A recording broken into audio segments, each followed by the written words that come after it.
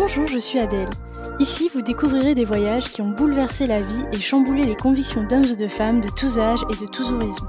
Chaque semaine, je reçois un invité qui me raconte en quoi un pays a transformé sa vision du monde ou l'a poussé à quitter un mode de vie qui ne lui correspondait plus.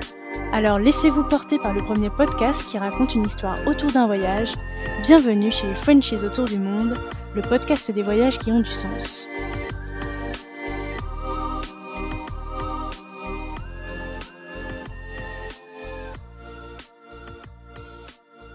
Si vous voulez suivre les coulisses du podcast et être informé des dernières nouveautés, n'hésitez pas à vous abonner au compte Instagram et au compte Facebook Frenchies autour du monde. Les liens sont directement dans la description de l'épisode. Le podcast est également diffusé toutes les semaines sur la web radio Allô la planète. Je vous souhaite une belle découverte sur allolaplanète.fr.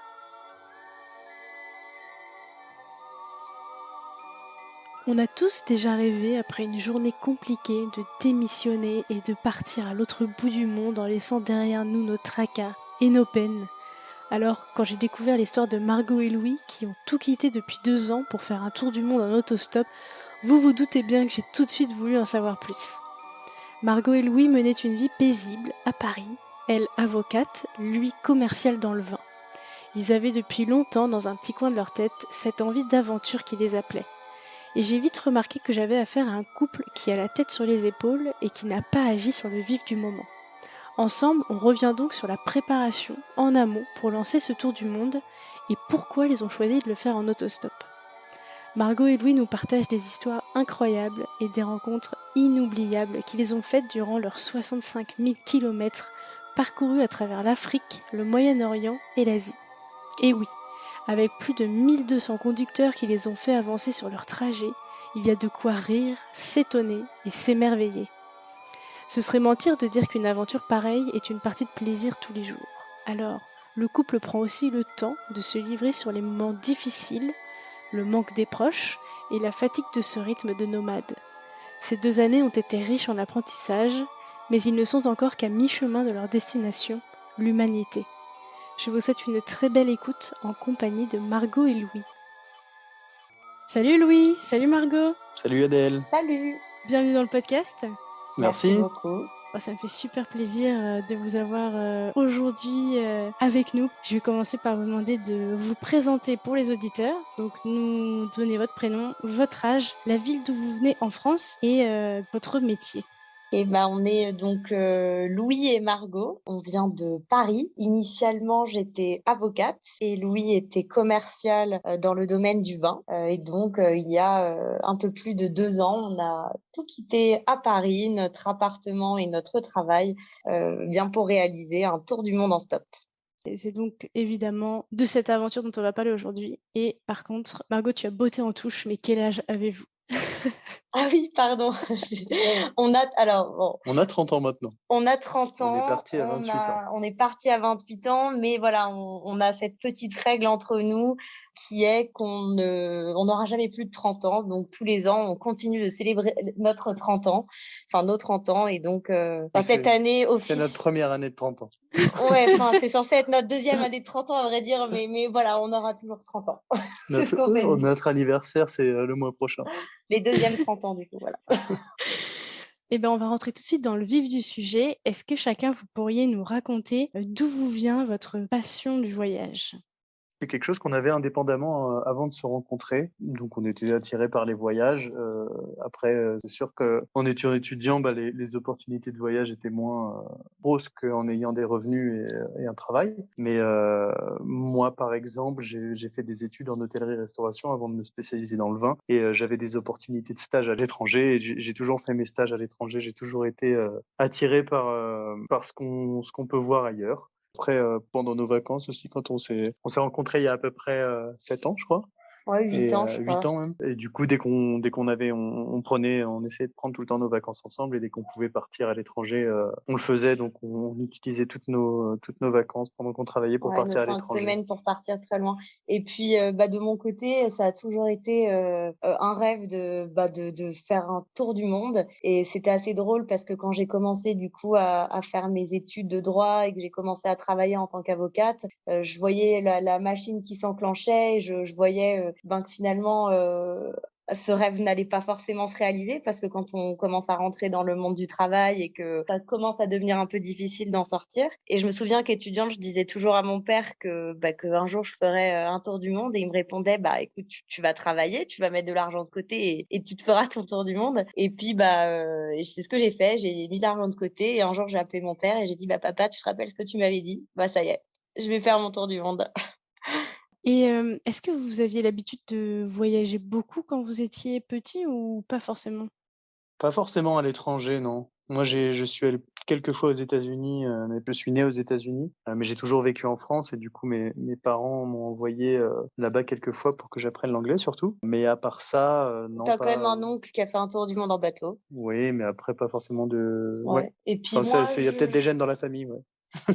du côté de mes parents, enfin si, on partait quand même. Moi, j'ai une famille portugaise, de la famille aussi en Italie, et on a toujours eu pour habitude, en tout cas, de voyager en Europe et même parfois à l'étranger, mais pas de très grands voyages très loin, en tout cas en famille. Même si tout le monde aime le voyage dans ma famille, de manière générale. Et est-ce que c'est un sujet tabou ou est-ce qu'on peut savoir comment est-ce que vous vous êtes rencontrés? On a le même meilleur ami. On a le même meilleur ami qui un jour, non, pas si tard que ça, nous a présenté et un jour nous a dit, «Bon, les gars, il faut vraiment que vous vous rencontriez» Et depuis ce jour-là, on s'est plus lâché. Voilà. C'est génial. Et on a toujours le même meilleur ami et d'ailleurs. il est venu nous voir au Kirghizistan Et il a il y fait a du quelques stop mois. avec nous pendant 2 semaines au Kirghizistan d'ailleurs, donc c'était trop chouette. On a eu quelques potes courageux qui sont venus, enfin quand même 4 potes qui sont venus nous rejoindre pour, tendre le pouce avec nous. Donc ça, c'est quand même chouette, on est chanceux à ce niveau-là. Et alors donc, avant de faire ce tour du monde, quel type de voyageur, vous étiez?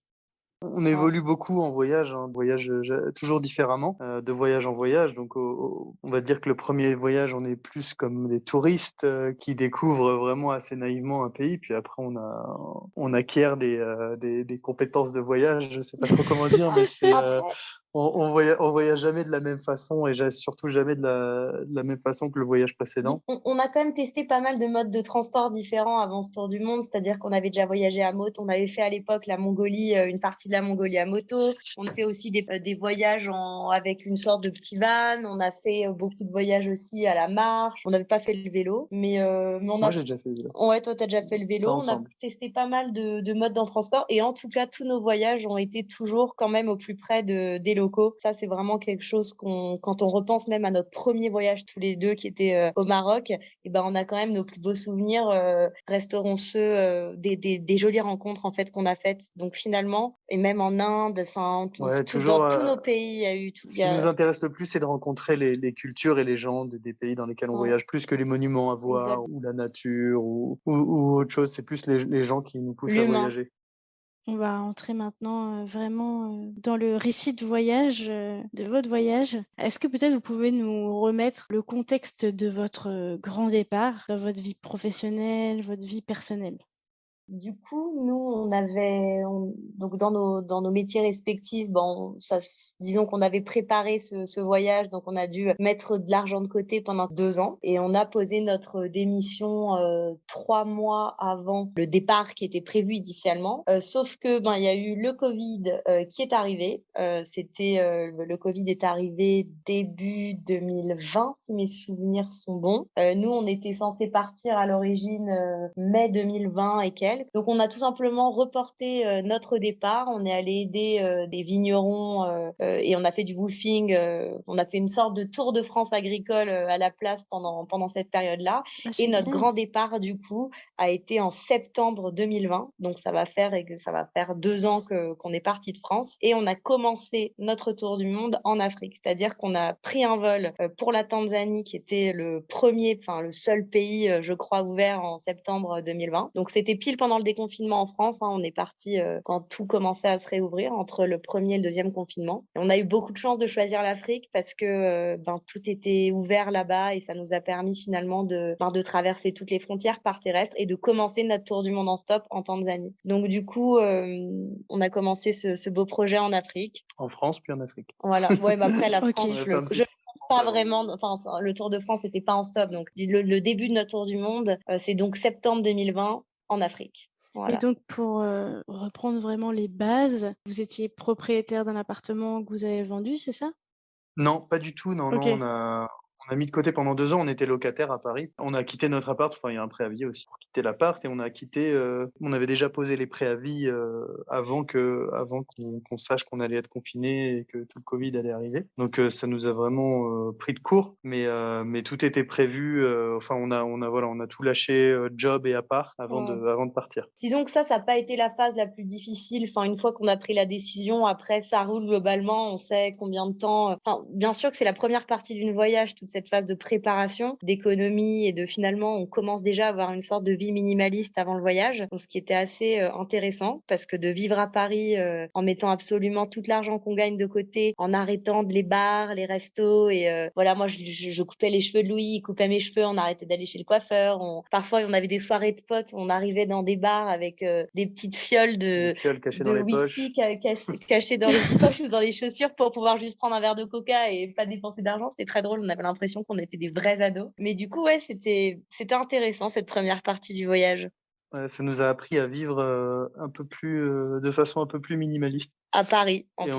Ouais. c'était bien parce qu'on était deux pour s'encourager là-dedans, parce qu'il y avait toujours des hauts et des bas. C'est pas facile de vivre à Paris sans dépenser un sou. Et du coup, on était Donc, deux pour quand on s'encourager. avait un pote qui nous disait, allez, viens, ce soir, on a une grosse fiesta ou ce festival, et bah, on était, non, non, mais attends, l'argent de ce festival, c'est 10 jours en Inde, alors on reste à l'appart, on y croit et Ouais, on ouais. pense au voyage. Voilà, Et c'est assez drôle. donc, comme vous aviez plus d'appartement, plus de job, c'est le plan finalement, c'était l'improvisation. Vous savez pas quand est-ce que vous reveniez. C'était quoi un peu votre état d'esprit finalement Bah, Quand du on coup, est on était un parti, peu pris de court. On a de la chance d'avoir des parents qui ont pu nous accueillir pendant les confinements, parce que c'était vraiment le jour où on rendait les clés de notre appart, c'est le jour où Macron a Ah annoncé le ouais, confinement. Donc on a eu de la chance de pouvoir aller chez nos pendant parents, le ouais. temps du premier confinement chez nos parents. Et moi, je travaillais dans le vin, donc j'ai appelé. C'était le moment de la saison viticole. Donc j'ai appelé les fournisseurs avec qui je travaillais et on est parti ensuite en Bourgogne, puis dans la vallée du Rhône pendant 2 mois pour faire la saison dans les vignes, parce qu'on pouvait pas rester non plus indéfiniment Puis chez on nos a fait du parents woofing et surtout. il fallait Enfin, qu'on trouve quelque chose en attendant de pouvoir partir. donc vous avez préparé l'itinéraire ou vous saviez juste où vous alliez commencer? alors nous, on n'est pas vraiment. Enfin, on a des idées, bien sûr, on a des pays qu'on voulait absolument visiter, mais la préparation d'un itinéraire, c'est pas vraiment notre truc, dans le sens où finalement, on vit vraiment au jour le jour. Parfois, il est 18h, on ne sait absolument pas où on va dormir dans 1 heure. On connaît pas non plus les prochains pays dans lesquels on va aller. Disons, on a des idées, mais tout peut toujours changer. Et finalement, si aujourd'hui on regarde tous les pays qu'on a traversés dans ces 2 années, je pense qu'on n'avait même pas prévu la moitié de tous ces pays. Après, pour répondre à ta question, on avait un semblant d'itinéraire au début. Dès que le Covid est arrivé, au final, et on a vu que toutes les frontières fermaient, que tous les voyageurs se rapatriaient, on s'est dit qu'on allait devoir faire autrement. Et au final, on a décidé de commencer en Afrique parce que c'était le seul continent où les frontières étaient pas encore fermées. Et donc, depuis le départ, au final, rien ne s'est passé comme ce qu'on avait prévu. On avait prévu de finir par l'Afrique. Au final, on a commencé par l'Afrique. Voilà, à partir du moment où on a posé les pieds en Afrique, là finalement tout s'est fait au fur et à mesure, en fonction de l'ouverture des frontières, en fonction de nos envies, de nos rencontres. Donc on va dire que c'est un voyage improvisé. Donc vous aviez déjà fait du stop avant ou pas? Alors on en avait déjà fait tous les deux, notamment voilà dans quelques pays dans lesquels on avait voyagé. Et Louis par contre, Moi, je faisais beaucoup de ouais. stops pour aller au lycée Ah parce ouais? que ça me prenait moins de temps que le bus et ça me permettait de dormir une demi-heure de plus quasiment. Et Louis aime Parce que beaucoup dormir. sinon, le bus me déposait 1 heure et demie avant les cours et fallait Ah attendre ouais, dans oh le froid. putain. Donc je préférais faire du stop, c'était assez efficace. Et voilà, j'habitais dans une ville, au fait, qui était à 20 minutes en voiture de la ville d'intérêt où il y avait des trucs à faire. Donc, j'y allais tout le temps en stop. J'ai fait du stop, mais c'était jamais sur des grandes distances. C'était vers chez moi. Et donc, enfin, je savais faire du stop, mais j'avais jamais fait de grandes distances comme ça en stop. Et pas de stop à l'étranger non plus. Et juste, on n'en a pas parlé, mais est-ce que vous pouvez nous raconter la réaction de vos amis, de votre famille, quand vous leur dites que vous quittez votre job, que vous quittez votre appartement et puis que vous partez faire un tour du monde en stop? Bah, ils ont été ravis pour nous. Je pense qu'ils savaient que c'était vraiment un rêve. Ils ont aussi confiance en nous. Ils savent qu'on n'est pas inconscient, qu'on suit notre instinct et qu'on fait toujours, attention. Donc à partir de là, non, on a eu que des super retours de nos amis, de nos parents, nos frères et sœurs. Ils nous encouragent tous là-dedans et ils sont à fond, donc c'est super chouette. Par exemple, là, j'ai mon papa qui va venir nous rejoindre dans 2 mois et il va venir faire du stop avec nous au Népal, donc ça, c'est quand même trop cool. Ça veut dire, en fait, vous initiez les gens au stop à travers le Un monde. peu, ouais. Faut Ouais, lancer c'est une un peu formation, hein. Faut lancer quelque chose. Non. bah, le stop, enfin, on pourrait même en écrire un bouquin du concept de stop, mais c'est vraiment pour nous la meilleure manière de voyager. Enfin, ça apporte une aventure au voyage, ça permet de faire des rencontres qu'on n'aurait jamais faites sans l'utilisation de ce moyen de transport, et puis ça apporte aussi un challenge à ce projet qui rend le tour du monde magique. Ça apporte beaucoup d'imprévus, ouais. On fait des choses et on voit des choses qu'on verrait pas justement si on voyageait en bus ou en train. Ouais, C'est ça, mais c'est aussi apprendre à lâcher prise, finalement.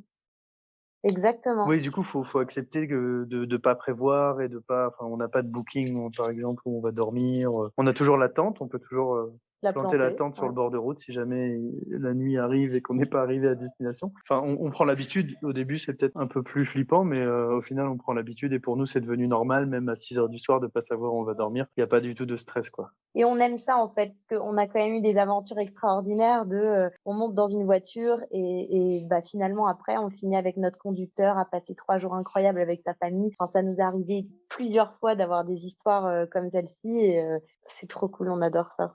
Donc, quand vous êtes partis, est-ce que vous vous êtes fixé une échéance? Genre, dans 2 ans, telle date, on est rentré à la maison ou pas du tout? Bah, du coup, au début, on n'était pas parti pour autant de temps. Maintenant, on a un peu une deadline qui correspond au fait à notre budget, à ce qu'on a pu mettre de côté. Et à l'origine, on s'était dit qu'on ferait juste l'Afrique en stop. Et au final, on a tellement pris goût à ce mode de voyage qu'on a décidé de faire du stop sur tous les continents et de finir notre tour du monde comme ça. Du coup, on s'est dit que ça nous prendrait un petit peu plus de temps que prévu parce que beaucoup Bien moins sûr. d'avions et bah, beaucoup plus d'imprévus et d'aller tout par la route, ça prend Parce plus de qu'on temps. ne prend l'avion que si on est complètement bloqué et qu'on n'a pas d'autre choix. Et on fait 100% du stop du coup sur le reste, surtout. On avait prévu 2 ans. Comme on a changé d'avis pendant qu'on était en Afrique, on a divisé le budget en deux et on se dit qu'on part pour 4 ans. Donc voilà, Ah on a un ouais, donc petit il vous budget, reste encore 2 ans là. mais on Ça est à va. la moitié du voyage. Voilà. Et même peut-être, Waouh! bon, entre 4 ans, 4 ans et demi, enfin voilà, on On sait n'est pas pas encore vraiment. sûr sur la fin parce on a fait on a fait le sud de l'Afrique et l'Afrique de l'Est, mais on veut peut-être rajouter l'Afrique de l'Ouest. C'est ce qui manquera pour boucler la boucle. Donc on verra, mais c'est pas sûr encore. Est-ce que vous pouvez nous faire l'itinéraire que vous avez parcouru là pendant 2 ans? Donc, on a passé 1 an en Afrique. Donc, on a en gros de l'Afrique du Sud jusqu'à l'Égypte. Bon, on a commencé donc en Tanzanie, on est descendu de la Tanzanie, donc Tanzanie, Ouganda, Kenya, Malawi, Zambie, Namibie, Afrique du Sud, Lesotho, enfin tout ça, une première partie. Ensuite, à partir de là, on a dû prendre un vol pour l'Éthiopie parce qu'on était bloqué en Afrique du Sud et qu'on n'avait pas trouvé de bateau stop pour quitter le Pour pays, remonter la côte. pour remonter la côte, exactement. Donc ensuite, on est remonté voilà, de l'Éthiopie jusqu'à l'Égypte en passant par le Soudan. On a rejoint la Jordanie en bateau. Et ensuite, donc après l'Afrique, on a passé environ 9 mois au Moyen-Orient, avec notamment un bateau stop de l'Iran jusqu'à la péninsule arabique. Donc ça a été très chouette de rejoindre Dubaï en bateau. On est resté à peu près 3 mois, je crois, sur la péninsule arabique. Et ensuite, on a dû prendre un vol pour l'Asie centrale puisque le Turkménistan était fermé. Donc, on a été bloqué. On a pris un vol pour l'Asie centrale. On est resté 4 mois entre le Tadjikistan, le Kazakhstan, le Kirghizistan et l'Ouzbékistan. Et pareil, de nouveau bloqué par la Chine, par les frontières de la Chine. Donc, nous avons volé jusqu'à Delhi. Et là, nous sommes depuis 3 semaines en train de faire du stop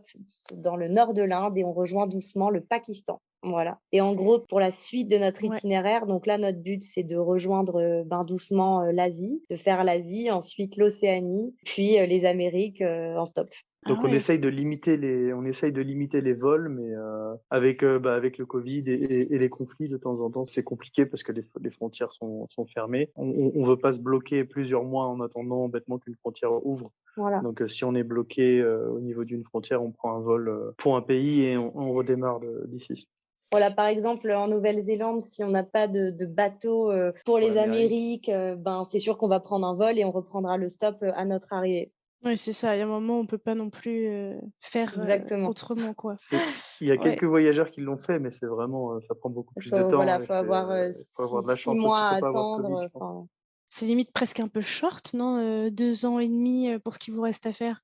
Oh non, on a finalement. On pense que ça devrait aller. Pas vraiment, puisque là, on a finalement fait de l'Afrique, l'Asie centrale, le Moyen-Orient, et il nous reste du coup. En gros, il nous resterait 1 an pour rejoindre la Nouvelle-Zélande et ensuite 1 an pour l'Amérique. Alors, sachant qu'on ne fait pas les pays qu'on a déjà fait, on a déjà fait pas mal en Asie. Donc, on va pas refaire le Japon, on va pas refaire le Cambodge, le Vietnam, la Mongolie, tout ça, c'est des pays qu'on a déjà fait tous les deux, donc Effectivement. Donc, on n'y passera pas.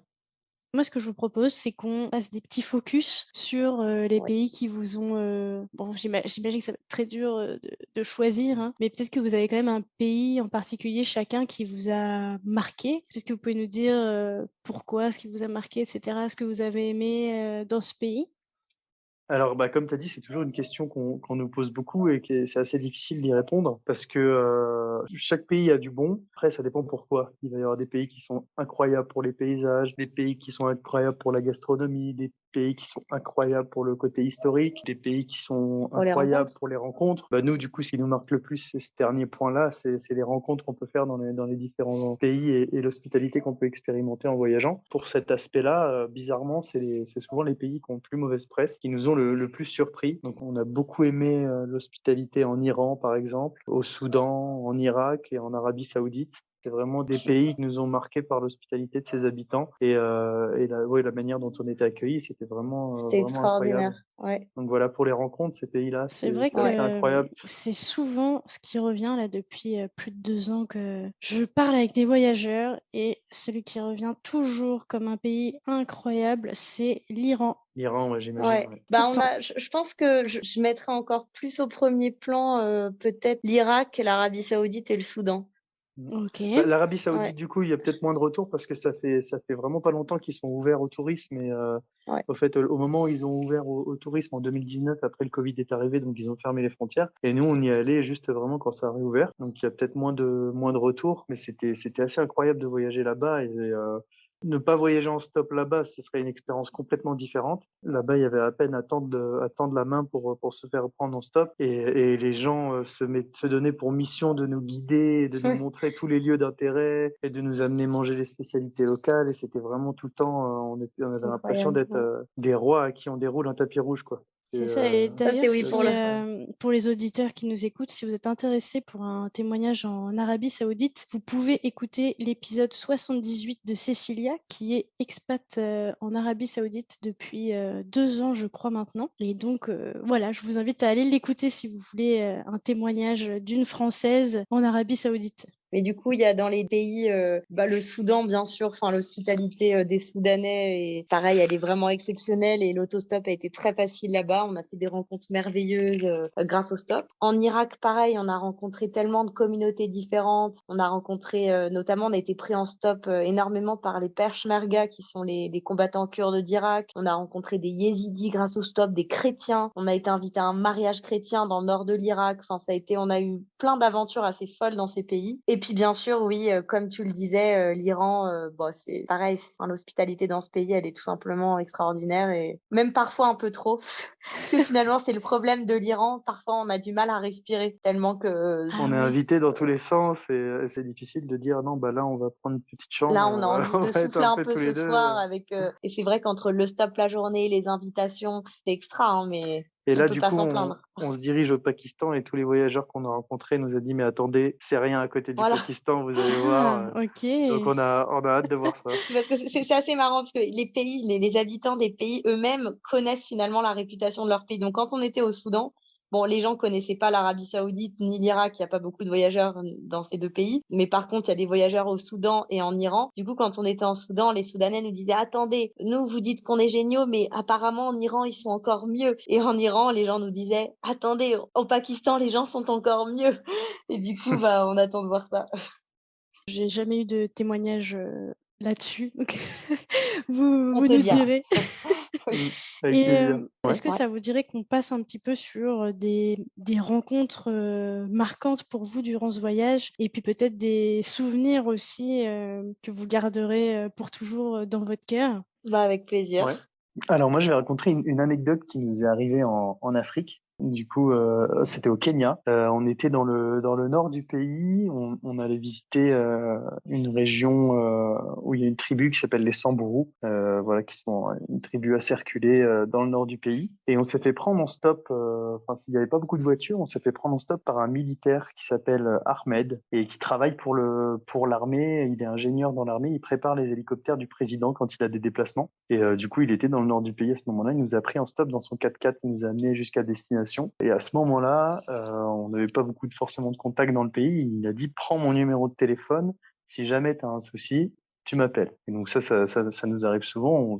On prend vite fait le WhatsApp, voilà, et on se dit au revoir. On fait nos visites. Ensuite, une semaine après, on redescend vers la capitale. Donc, on fait du stop pendant toute une journée entière. On arrive à Nairobi. On est hébergé chez des gens là-bas. On part en visite pour la journée dans la ville. Et les gens chez qui on est hébergé nous conseillent de ne pas prendre avec nous nos papiers parce qu'il y a beaucoup de pickpockets dans la ville. Donc voilà, on prend les photocopies, mais on prend pas les passeports. Là, on visite, on sort d'un parc et il y a deux policiers super jeunes qui nous sautent dessus. Il faut savoir que la corruption policière au Kenya, c'est un peu la normale, quoi. C'est vraiment, faut toujours avoir un petit billet pour le backfish. Les locaux même le savent, hein, c'est assez récurrent, surtout sur la route, surtout la police du trafic. Et donc là, ces 2 policiers de ville nous abordent, viennent vers nous quasiment en courant et nous disent montrez-nous vos papiers, montrez-nous vos papiers. Ils inventent une histoire comme quoi 2 personnes ont traversé la frontière illégalement et qu'il faut absolument, enfin, qu'ils pensent que c'est nous et que si on n'a pas les papiers, ils peuvent nous aider si on leur donne en gros $200 chacun. Et donc on est un peu pris de court, on s'y attend pas Et on sait et bien donc on évidemment que sait c'est une bien manigance de leur part. on sait très bien ce qui se passe et on leur dit non mais c'est pas nous, nous on a les photocopies de nos visas et de nos passeports, regardez on vous les montre. Et là c'est non, on a besoin des originaux. Si vous les avez pas, soit on vous aide si vous nous donnez De cette l'argent. somme, soit on va à la police station, donc au commissariat. Et du coup, on sait très bien qu'il faut surtout pas aller au commissariat, parce que si on va au commissariat, il y a beaucoup plus de personnes à payer là-bas. Parce que toutes les Euh, personnes sont corrompues, donc Parce que tout le monde sera voilà, corrompu et il faudra payer beaucoup plus de mains pour pouvoir se sortir d'affaire. ils vont tous Oh non. vouloir leur Et petit donc billet. là, on sait pas quoi faire. Margot commence à pleurer un peu en panique. Là, il nous crie dessus, les gars, complètement Oh fous. non. Ouais, pleurez pas. Si vous pleurez, Mets tes lunettes sur c'est la une tête. offense. On va vous amener au poste. Mettez lunettes de soleil, blablabla. Et du coup, moi, je deviens un peu brusqué. Je leur dis bon, arrêtez de nous harceler. Maintenant, on sait très bien ce que vous faites, machin. Bon, ça marche pas du tout. Les gars s'énervent encore plus. Et là, du coup, je pense à ce gars-là qui nous avait pris en stop de l'armée. Et je dis au flic, attendez 2 secondes. Je passe un coup de fil. Il répond. Il était justement à Nairobi à ce moment-là. Et là, je lui explique la situation. Je lui dis, bon, Ahmed, là, on est en train de se faire emmerder par 2 flics qui nous demandent de l'argent pour rien. il comprend directement ce qui se passe. Il me dit passe-leur le téléphone, je vais m'occuper d'eux. Donc je donne le téléphone aux policiers. Et là donc il les termine complètement parce que l'armée donc a plus de pouvoir que la police. Hein. Ils sont pas corrompus l'armée au Kenya, pas comme les policiers du moins. Et donc là il leur dit bon maintenant vous les laissez tranquilles, sinon vous perdez votre boulot et ça va mal aller pour vous. Et voilà donc ils nous redonnent le téléphone et là ils nous disent bon bah écoutez on a clarifié la situation, c'est bon vous pouvez partir. Y a pas de souci. Donc il nous libère comme ça d'un coup. Et là, Ahmed qui était à Nairobi à ce moment-là, je le reprends au téléphone. Il me demande vous êtes où? Je viens vous chercher tout de suite. Donc il demande à son chef de quitter son service et il vient nous chercher avec son 4x4 directement. Et pour nous réconforter, il nous amène dans un parc national là, pour voir des animaux aux portes de Nairobi. Et donc on a passé toute la soirée avec lui après. Et du coup, on l'oubliera jamais parce qu'il nous a vraiment vraiment sorti d'affaire à ce moment-là. On a du coup gardé contact avec Ahmed et ça reste un très bon copain à nous aujourd'hui. On l'a revu d'ailleurs après cette histoire à Nairobi au Kenya. On a toujours des messages de lui et ouais, ça fait partie des belles rencontres d'autostop. On en a plein d'autres. On a notamment, bon là je vais raconter une petite anecdote et on va s'alterner un peu avec lui. Donc nous on était aux Émirats Arabes Unis. Donc on venait de faire du bateau stop de l'Iran jusqu'à Dubaï et première journée de stop. Donc on quitte Dubaï pour aller rejoindre Fujairah, qui est un peu plus proche d'Oman. Donc on est avec notre petite pancarte sur le bord de route. C'est assez stressant quand même de faire du stop à Dubaï. C'est une des capitales, une des grosses villes qui inquiète le plus, parce que tout simplement c'est complètement tentaculaire, qu'il y a énormément de voitures, de belles voitures, de belles voitures qui ignorent aussi. Mais en tout cas voilà. Rien n'est fait pour les piétons. Rien n'est fait pour les piétons, mais on s'en est sorti. Cette journée d'autostop était quand même fabuleuse. Il y a eu des Pakistanais qui s'arrêtaient, des expats pour nous donner des glaces et pour nous dire bravo en nous donnant des bouteilles d'eau pour nous encourager pendant notre session d'autostop. Et à un moment, il y a Mahabat, une Kirghize, qui s'est arrêtée. Et là, ça a été tout de suite un coup de cœur amical. Elle nous a avancé de pas mal de kilomètres. Et la petite anecdote magique, c'est que 5 mois après, on allait rejoindre sa famille au Kyrgyzstan. Et on a passé quelques jours incroyables avec sa fille et sa maman. Et ça restera vraiment un souvenir inoubliable du voyage. C'est génial. La magie de l'autostop, quoi. On rencontre une personne au Moyen-Orient et on finit en Asie centrale avec sa famille 5 mois après même. Donc c'était vraiment extra. Troisième anecdote, on était en Iran, du coup, on parlait de l'Iran tout à l'heure, du côté du Baloutchistan. Donc c'est une région qui est englobée dans l'Afghanistan, le Pakistan et l'Iran. Et du coup, on faisait du stop en longeant la côte. C'était assez compliqué, il n'y avait pas beaucoup de voitures et c'était une longue route et sur un désert en plus, donc il fallait trouver assez rapidement une voiture. Et là, il y a 2 4x4 qui arrivent, donc c'était une douzaine de potes, donc Balouch, habillé avec les chaloirs et les grands habits Balouch. La grosse barbe, tout ça. Ils allaient, on savait pas trop au début parce qu'on pouvait pas communiquer avec eux, ils parlaient pas bien anglais. Et donc ils nous prennent et c'est un peu comme ça en Iran, c'est souvent monte, on verra après. Et dans tous les cas, je vais t'aider. Du coup, on avait un peu cette habitude-là, ça faisait 1 mois et demi qu'on était en Iran, donc on monte avec eux. Moi, j'étais pas trop tranquille parce qu'ils étaient quand même nombreux, on était au milieu du désert. 11 hommes Balouch quand même dans des voitures. Ils avaient un fusil à l'arrière. Enfin, ils avaient des armes et tout. Du coup, j'étais bon. C'est pas non plus rare de voir des gens avec des armes là-bas, mais bon, ça mettait pas en confiance parce que je me disais bon, on est Margot. Enfin, voilà, si jamais ils décident de quelque chose, moi je non, peux. mais pas du tout. Ils sont 12. Et L'instinct fait que.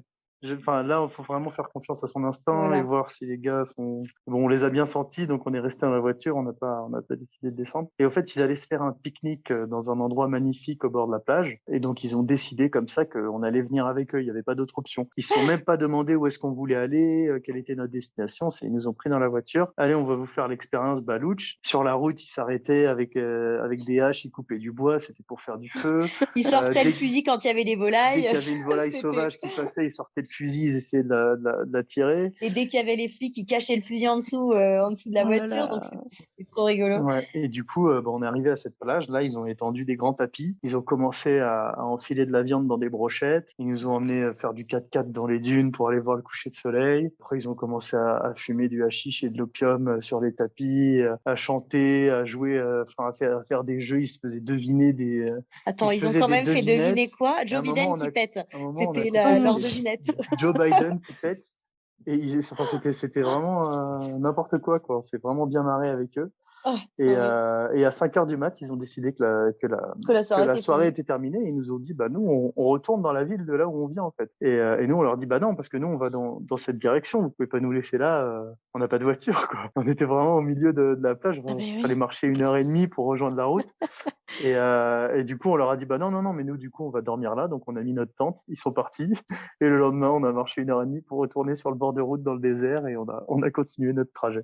Donc, on a quand même une photo mémorable de nous avec les 11 hommes balouches en pleine nuit sur cette plage. Ça, on s'en souviendra, ça. Ouais, on s'en souviendra. Et on a une autre, hein, une petite anecdote en Arabie Saoudite. On était sur le bord de route dans la région de Lassir. Donc c'est une région très montagneuse qui est proche du Yémen. Et on a été pris en stop par deux personnes donc en tenue traditionnelle, des hommes d'environ, je sais pas, je dirais 45 ou entre 45 à 60 ans. Ouais, ouais, c'est Peut-être ça. Ouais.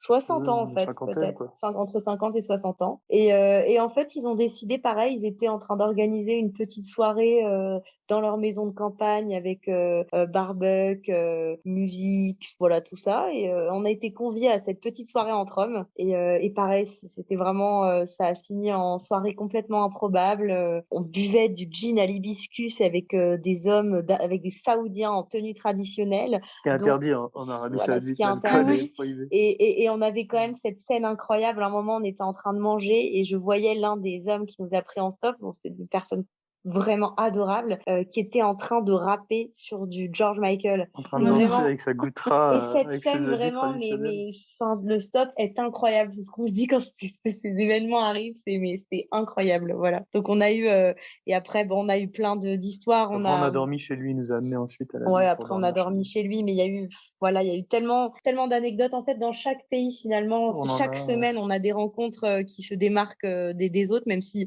toutes les rencontres sont jolies. Mais après, c'est vrai qu'on n'a pas des coups de cœur pour tous les conducteurs. Parfois, les conducteurs sont silencieux. Parfois, Mais parfois, ça fait du bien aussi de ouais, pas parfois juste apprécier le paysage sans ils ne devoir parlent pas du expliquer. tout l'anglais. Et puis on a, par exemple, sur 5 ou 4 conducteurs, on va avoir un coup de cœur. Et là, mais ça va être tout simplement incroyable, tout le trajet à apprendre plein de choses de cette personne. Ça va suivre parfois avec des déjeuners, des dîners, des rencontres de ses amis, de sa famille, et parfois même plusieurs jours avec ces personnes. On a notamment au Soudan, on a passé plusieurs jours chez Wadidi qui nous avait pris en stop. Ouais, qui Ça nous a avait été amenés dans le exceptionnel. désert Il y a eu voir. Islam en Ouzbékistan, donc un jeune garçon, pareil, on était censé partir quelque part, on a changé nos plans pour partir avec lui et sa famille, et enfin, c'était On a extra. passé le lendemain avec lui, il nous a amenés voir un parc Ouais. national. Il y a eu Omar en Jordanie aussi, qu'on Oui. a rejoint dans le nord de la Jordanie pour plein de jours. Ouais, pour pas mal de jours en fait.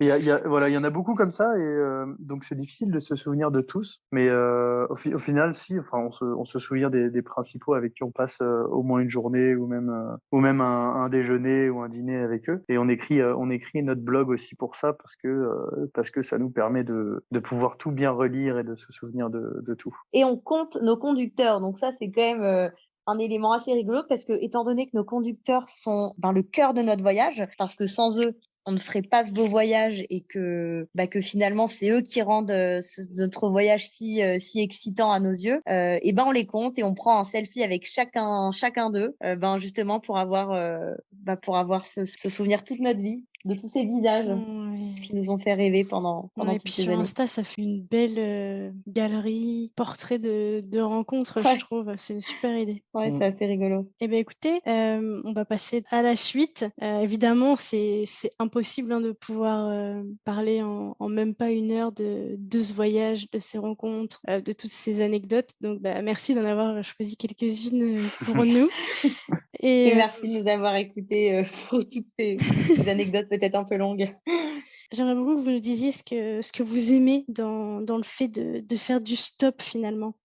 C'est l'imprévu qui est très attrayant au final de pas savoir qu'est-ce qui va nous arriver dans la journée. Donc ça fait que tous les jours au fait où il y a du trajet, on part à l'aventure et ça peut être très bateau. Juste on veut faire de point A au point B avec sans à peine discuter avec le conducteur, ou alors ça peut être un changement de plan qui va nous prendre une semaine. Donc ça va être incroyable. Donc c'est vraiment ça qu'on aime, le côté imprévu, Challenge, le côté imprévu et challenge ouais, que ça apporte. Les rencontres. surtout les rencontres. Ouais. Ouais, les rencontres, bah, on en fait plein et ça nous permet vraiment de voir des choses, qu'on n'aurait jamais vues en prenant des transports en commun. Aussi le panel que ça offre sur par exemple, on va voyager dans un pays, on va avoir dans un seul pays une cinquantaine ou une quarantaine de conducteurs et ça va être, tout corps de métier, toute religion, de toutes les classes sociales. On va être pris en stop dans des grosses berlines ou dans des camions, dans des vieilles charrettes, sur des enfin voilà, sur tout et n'importe quoi. Et ça va être ce panel de population-là, il va nous en apprendre Très beaucoup sur le pays représentatif. parce que chaque personne différente a un avis différent sur son propre pays. Et du coup, nous, on arrive à se faire vraiment une belle moyenne de tout ça et une bonne idée du pays. Et j'ai l'impression que en sortant du pays, j'ai l'impression de connaître plus le pays que quelqu'un qui a simplement pris des bus parce qu'on a eu l'occasion justement et suffisamment de temps de parler à ces gens d'horizons différents et voilà de pouvoir se faire une idée plus globale du pays que si on avait juste vu avec des yeux de spectateur. On voyage lentement. Par exemple, si on regarde le nombre de pays qu'on a fait en l'espace de 2 ans, alors je saurais même pas le dire parce qu'on compte pas les pays d'ailleurs, je sais pas combien on a fait de pays en stop, mais quoi qu'il en soit, en moyenne, on reste plus d'un mois dans chaque pays. Il y a même des pays où on est resté 2 mois. Bon, il y a quelques pays en Afrique comme le Malawi ou le Lesotho, des tout petits pays où on est resté 3 semaines, mais globalement, on reste quand même minimum un mois dans chaque pays. Donc, on a quand même beaucoup de conducteurs pour chaque pays, hein. Ça peut aller jusqu'à 97 conducteurs par pays. On a fait aussi on a eu la chance d'avoir des conducteurs qui nous ont fait voyager pour de très longues distances. Mais donc du coup voilà, tous ces conducteurs, comme l'a dit très justement Louis, nous permettent d'avoir une vision très globale et très finalement très approfondie sur le pays, sa politique, sur ce que ressentent les gens, leur épanouissement. Enfin c'est très global. Et en dernier point, le stop c'est écolo. Voilà, c'est quand même important de le dire, parce qu'on remplit des voitures qui vont dans la même direction que nous et qui sont du coup vides ou qui ont encore des petites places dispo. Donc c'est bon pour la D'accord. planète. Ben, c'est Même ça. si parfois les conducteurs font un petit détour pour nous, notre empreinte carbone reste assez faible. Est-ce que vous pourriez nous dire là, parce que c'est vrai que ça fait 2 ans, donc est-ce que vous pourriez nous dire un petit peu tout ce que ça vous a apporté ce voyage pour chacun et puis après aussi sur votre couple? Alors, je dirais que déjà, Louis va aussi répondre parce qu'on n'a peut-être pas les mêmes réponses. Je dirais que ça nous a pas changé. En tout cas, ça nous a appris des choses sur nous-mêmes. Par exemple, la patience. En autostop, on doit être patient. Il y a parfois des jours où on va attendre longtemps. On a déjà attendu notamment en Namibie 7 heures sous un buisson. Et pendant ces 7 heures, on s'est pas énervé. On a inventé des jeux, on a joué avec des cailloux, on a fait des sortes même de méditation. On pense, on réfléchit, on garde le moral et on y croit. Donc ça, c'est hyper important. Ça nous est arrivé aussi au Tadjikistan. On était bloqué dans le Pamir. Et on a attendu, on a eu notre plus longue attente en autostop. Ça nous a pris 24 heures avant d'être pris au stop. Donc on a dû carrément rester dormir dans le village avant de trouver un camion qui voulait bien nous prendre en stop le lendemain. Et pareil, c'est tenir jusqu'au bout. On a ce challenge, on le tient, on continue, on attend. Et puis, c'est pas du temps perdu parce que finalement, il se passe plein de belles choses pendant cette attente. On rencontre des gens, on voit les paysages qui changent en fonction des lumières. Ouais. C'est finalement un bon souvenir, cette attente au Tadjikistan. Moi, j'en ai vraiment un super souvenir, en fait. Ouais, parce que c'était dans un village en plus, donc les gens venaient nous voir, mais qu'est-ce que vous faites? Ça fait 15 heures que vous êtes là, Pourquoi vous prenez pas de pourquoi vous taxi? prenez pas le taxi? Et on leur explique ce qu'on fait, et après, ils rigolent, ils disent ça, c'est chouette. Et on a marché beaucoup parce que aussi quand on n'est pas pris en stop et qu'on sait que les distances sont marchables, on marche. On a fait Ouais. notamment une grosse partie du Lesotho à la marche et une grosse partie du Pamir au Ah Tadjikistan, ouais. donc qui est une zone vraiment frontalière avec l'Afghanistan. Mais On pas l'a plus de faite à la 30 marche. kilomètres, c'est le max. Ouais, 30 km, 25 Au-delà, on kilomètres marche par pas. jour. Et après, on se fait en général prendre en stop par la seule camionnette qui croise notre chemin en fin de journée. Mais voilà, ces épisodes de marche pendant sur plusieurs jours, c'est plutôt arrivé parce qu'il n'y avait pas de voiture. Donc au Lesotho, on était dans des montagnes, dans des régions montagneuses. Donc quand on croisait une camionnette, elle nous prenait en stop, sinon on marchait. Et au Tadjikistan, il y a eu un véritable problème politique au moment où on y était. Les routes ont été bloquées. Il y a eu une sorte de massacre dans un village, dans un village frontalier avec l'Afghanistan, et ce qui a fait que, il y avait pas de voiture. Donc on a fait le Pamir à la marche et en complétant avec un peu Avec d'autostop quand quelques on croise des camions qui voitures. laissaient passer. Et c'était très chouette. Donc je dirais patience. Bah, moi, je dirais la même chose, ça apprend la patience. Enfin, je pensais être patient, mais là, je pense être très, très patient, du coup. Ouais. C'est vrai. De pouvoir attendre Après, toute une globalement, on a journée. quand même de la chance parce que ce qu'il faut se dire aussi, c'est que finalement, on voyage à 2. Donc je pense qu'un couple, un homme et une femme, ça inspire peut-être un peu plus la confiance qu'un autostoppeur solitaire. Bon, après, il y a plusieurs théories là-dessus. Il y en a qui considèrent que quand on est tout seul, on a plus de chances d'être pris en stop. Parce qu'il n'y a qu'une place. Voilà, parce qu'il y a qu'une place. Moi, je pense qu'au contraire, quand on est 2 avec, une femme et un homme, ben, on a plus de chances de se faire prendre en stop que, par exemple, même une femme toute seule. Parce que, par exemple, une femme seule au Moyen-Orient, j'ai du mal à imaginer des hommes qui s'arrêtent pour cette femme, sachant qu'il pourrait y avoir, des problèmes, Ça pourrait être jugé, dans certains pays, ça pourrait être jugé assez bizarre par la communauté. par Donc sa ce serait, femme, par, voilà. voilà. Donc on voyage à 2, donc ce qui Je pense qu'il facilite y a des les choses. avantages et des inconvénients, Ouais. mais Oui, c'est ça, hein. il y a plus d'avantages. Je pense que ça nous aide plus que ça nous handicape. Puis on peut s'occuper aussi à 2, c'est parce que je pense que si attendre tout seul sur le bord de route pendant 24 heures, on a plus vite fait de se décourager qu'à 2. Après, je pense que les voyageurs solitaires, ils trouvent toujours, Ouais, une trop, occupation ouais. aussi, ouais. Mais après, il y a cette histoire d'instinct. On fait de plus en plus confiance à notre instinct, puisque maintenant, c'est celui qui finalement nous guide le plus, au cours de ce voyage. C'est cet instinct notamment qui va nous dire, quand une voiture va s'arrêter, est-ce que je monte ou est-ce que je monte pas? Parce que même si avec Louis, on est convaincu que l'humanité est belle et que 99% des gens sont bons, sont profondément bons, et ben, il n'empêche qu'il faut rester quand même vigilant et que ça nous est arrivé pendant le voyage de ne pas monter dans une voiture, qui s'arrête, tout simplement parce que, ben, notre instinct ne l'a pas senti. Et dans ces cas-là, faut s'écouter. Donc nous, on a une règle tous les deux qui est à partir du moment où il y en a un des deux qui ne sent pas le conducteur, et ben tout simplement le non prime sur le oui. Donc ça nous est arrivé notamment d'avoir des conducteurs qui s'arrêtent avec des yeux un peu rouges, qui Un pouvaient peu nous, insistant, allez monte, voilà, dans sans ces savoir cas-là, où on va. on monte Ah pas. ouais. Mais Mm.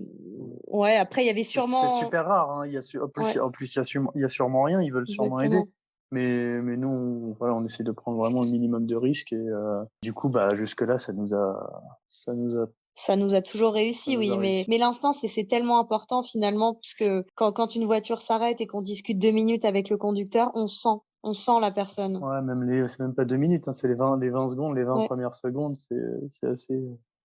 Bah après, bah alors bien sûr en termes de couple, bien sûr que ça renforce le couple, mais après il était déjà, bah, très honnêtement, on a On on s'est a mariés avant de on partir. s'est mariés avant de partir, on a beaucoup voyagé ensemble avant, donc on a fait beaucoup de voyages, avant ce grand tour du monde en stop. Donc on se connaissait, donc on n'a pas, bien sûr que ça a renforcé notre couple et c'est génial ce qu'on vit, mais je dirais pas que ça a changé des choses. Ouais, ça l'a Il y a juste souvent des voyages. Ouais. renforcé et puis ça vous a conforté dans l'idée Voilà, d'être c'est ça. ensemble, quoi, ouais.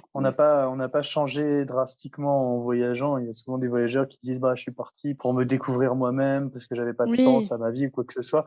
Nous, on n'est pas du tout dans cette optique-là. On s'est jamais dit qu'il fallait qu'on trouve une vérité et qu'on se découvre nous-mêmes. Oui, ça allait bien Enfin, avant on n'a et pas changé ouais. d'ailleurs, les différents potes qui nous ont rejoints, nous ont dit, ça nous a fait plaisir d'ailleurs, nous ont dit, ah bah, j'ai l'impression Ouais, de vous avoir quitté qu'on hier. s'est vu la semaine dernière, quoi. Et ah ouais. donc, ils ont dit qu'on n'avait pas drastiquement changé, donc voilà.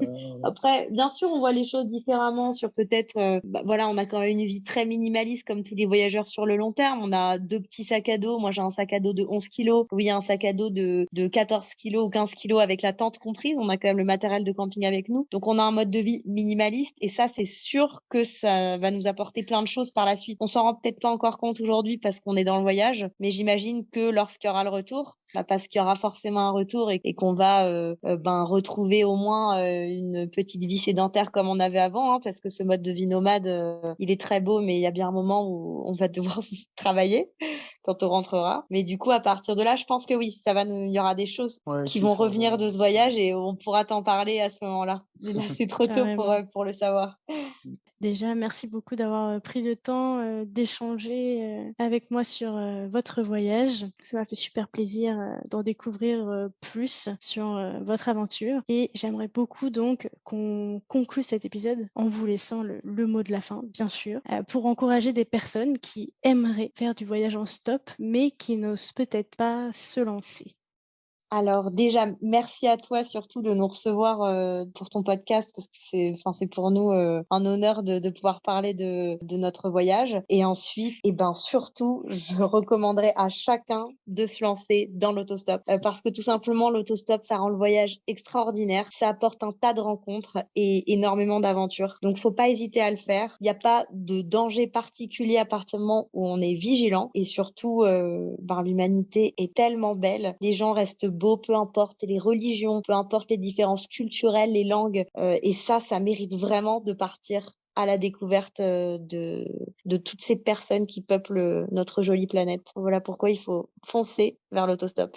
Ouais, ne pas hésiter et surtout, il y a des pays où clairement c'est pas les plus marrants pour faire du stop, notamment l'Égypte par exemple, la Bulgarie. Enfin voilà, il y a quelques pays comme ça où c'est assez compliqué. Mais par contre, il y a des pays où faire du stop c'est 100 fois plus rapide que le bus. Et en plus de ça, vous aurez des aventures avec les conducteurs. Enfin, je pense aux pays qu'on a cités précédemment, l'Iran, l'Irak, l'Arabie Saoudite, la plupart des pays du Moyen-Orient, même en Afrique. Hein, faudra bien se mettre d'accord avec les conducteurs sur le fait que c'est un trajet gratuit, mais les rencontres que vous ferez en vaudront vraiment la peine et la plupart du temps, comme j'ai dit, c'est plus rapide que les transports en commun et il y a plein de pays où il suffit à peine de tendre le pouce ou la main sur le bord de route pour se faire prendre. Donc voilà, n'hésitez pas. Alors pour l'Égypte, c'est pas qu'on ne conseille pas, c'est simplement que la police rendra votre mission d'autostop assez compliquée, mais il y a peut-être moyen pour ceux qui le tenteront en stop, vous ferez quand même des rencontres assez rigolotes. Il peut vous arriver que des policiers mettent des barrières sur l'autoroute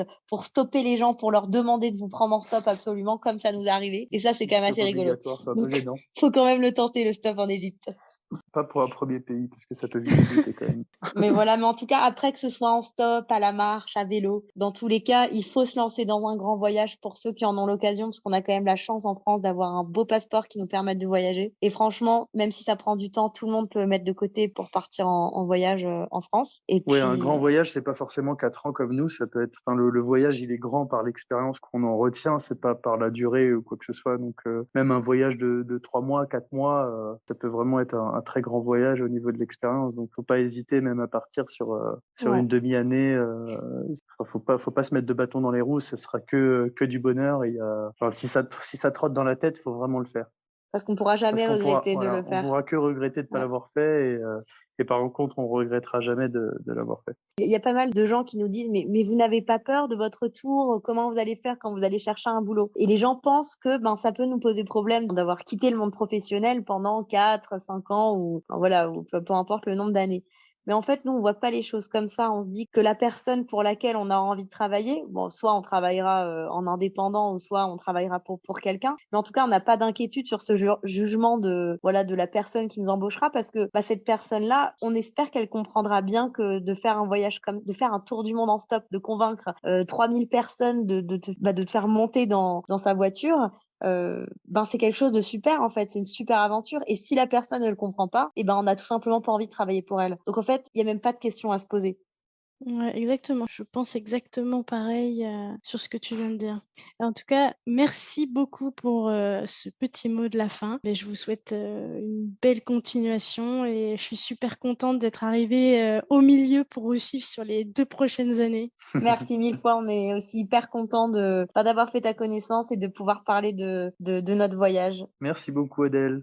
Merci à vous. À bientôt. Merci, à bientôt. Salut, ciao, ciao.